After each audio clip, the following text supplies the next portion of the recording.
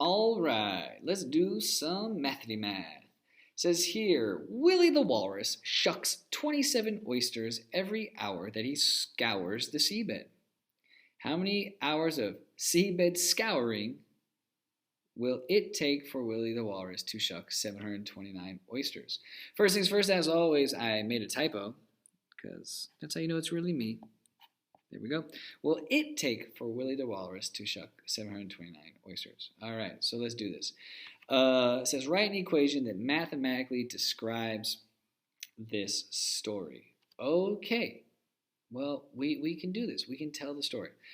Remember, we break the story into two sides. We know that on one side, it's what Willie can do every hour, and on the other side, it's his goal. Or like, when's he going to get to his goal? So that's how we're going to separate them.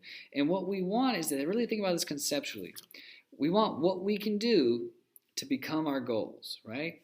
What can I do to make it become my goal? And when what I can do becomes my goal, they are then equal. And that's why we make these equations, right? So what can Willie do? Well, he can shuck 27 oysters for every single hour.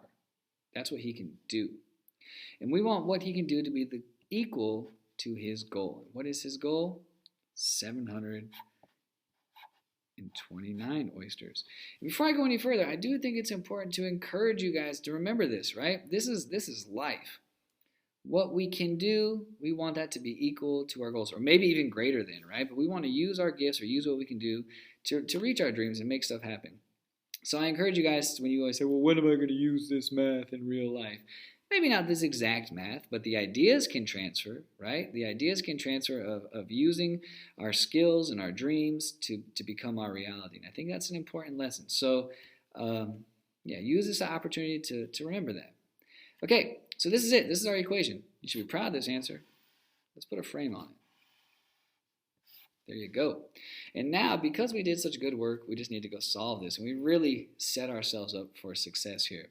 Because we just know we need to get h all by itself.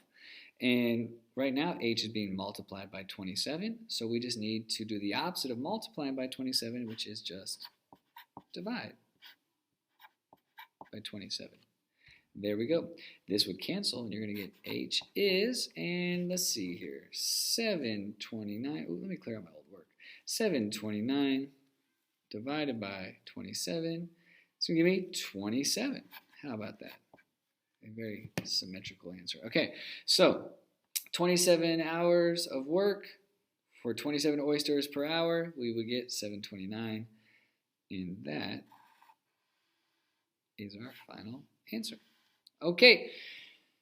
As always, go ahead and subscribe below if you want to be notified when I make you more practice problems. And if there's anything you want to see, anything you want me to write about, or anything you need more practice for, just leave a comment below, and I'll do my best to get that made for you pronto. All right, thank you. Bye.